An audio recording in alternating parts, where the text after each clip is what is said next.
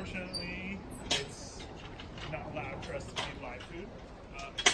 If it's a big animal like this, the only live food we feed are fish and insects. So what does she eat? No. We'll see. What's she looking for? So if you look right back there, there's the keeper. Yeah. So he probably just wanted maybe a little treat. Just to be noticed. Their diet is going to basically consist of raw, ground up meat. It looks a lot like a hamburger patty, but it wouldn't be a hamburger that you'd want to eat. One, it's a mix of a few different species of animals. Two, it's got all the joints and ligaments and organs that you wouldn't want to eat. And third, it's raw. Yeah. But it basically comes in like a large sausage tube. If you buy kind of like wet dog food, it's pretty similar to that. Yeah, it's going to consist of beef and pork and horse meat. Every Sunday, these guys do get a bunny rabbit. We call it Bunny Sunday. We do it every Sunday but Easter. They did it last Easter. I know they did. Our keepers really enjoy it. Yeah. And people ask me, so what do you do when you don't feed them on Easter? I'm like, we feed them on Saturday. Yeah, so like Zach said, they are not live. They are thawed out. It's actually a company that serves rabbit in restaurants. Is the same company that serves us our rabbit. How much does it cost? It's going to eat one whole rabbit. Yeah, each carnivore is going to get their own rabbit. Keepers usually call the animal off exhibit, and we put it in. So basically, any animal that eats meat here at the zoo gets a rabbit on Sundays. And it will be alive? No, it's thawed out. We don't feed them live prey for a number of reasons. One, if we were to put a rabbit in this enclosure, this exhibit was not designed to keep rabbits in. So the rabbit could potentially get out. Those rabbits cause an epidemic in San Diego, and plus they're pretty expensive. I believe they run about $9 or $10 a rabbit, which wouldn't be too economical for a not-for-profit if the food kept running away. The second reason why we don't feed them live prey is because this is an endangered species that you guys are looking at. If we put a rabbit in here alive and this cat were to corner that rabbit, it could potentially injure this cat out of fear, scratch an eye, cause an infection, very detrimental to a species where there are only 80 of them left in the wild. The third reason why we don't feed them live prey is because, as a lot of people think they might be interested in seeing an Amur leopard take down a rabbit, it's not very family friendly. So it's a lot like how we like steak, but we don't necessarily need to know every detail on how it gets to the table. No, so these cats are solitary. There are 37 species of cats that exist in the world today. All of them are going to be solitary except for one species. Do you guys know what that is? The lion, yes. They're the only ones that group up in what is known as a pride. All other species of cat are going to be solitary with the exception of breeding and raising young. They're lazy. They don't have females to feed them. No, that's not true. No, I got to defend my male lions. So a male lion isn't giving the privilege of a female. He actually has to work his way up to attract the female. Right, with So, big hair, right? The bigger strongest, mane. the best genes is what it really comes down to. I don't know how a female picks a male. I know in the panda world, a female picks a male by a urination contest. So the male will actually do a handstand, and he'll pee upside down. And then the one who pees the highest attracts a female. So I don't know how it works exactly for lions, but that's how it works for pandas.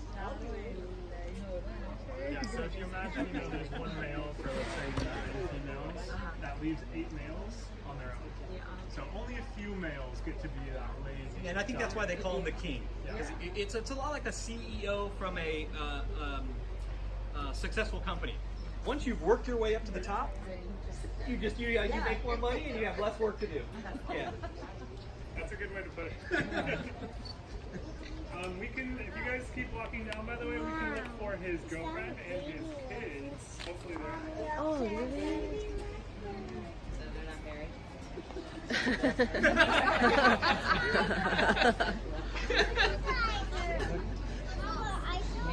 She said they're not married. Just can't get unmarried. That's like typical now. That's how it is now. Oh, gosh. What do you think? Pretty cool, huh?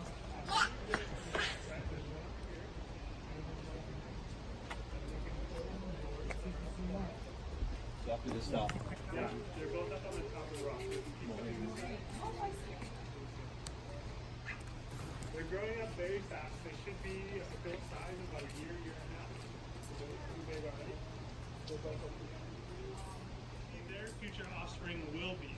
So the animals that are born in our zoo, unless it's a bird or a reptile, they will not go to the wild. If it's a mammal, they need to be in a special natural zoo that simulates a wild environment before we consider them candidates for re-release. So hopefully that'll be happening with future generations of this species. Other zoos are already doing it. There's a zoo in Scotland where they have these same leopards in an exhibit that guests will never see. They will never even see zookeepers. They are in a totally wild area. Those are the cats that go in the wild, not these ones. So hopefully their kids, or maybe their great grandkids, will go into the wild. That's our eventual goal. According to our keeper, their genetic diversity is actually more diverse in zoos than it is in the wild. Because in the wild, they're basically inbreeding with one another. Here at the San Diego Zoo, as a conservation organization, we're able to move around the genetics. So we play Match.com, and we move them around according to genetic diversity. We know that that works because there was a time in the 80s where we had only 22 California condors. And by splitting the gene and separating them, we have over 450 of them now. Yeah, so to put that in perspective, this mom, she came to us from France, and dad, where did he come from? Denmark? Sounds about right.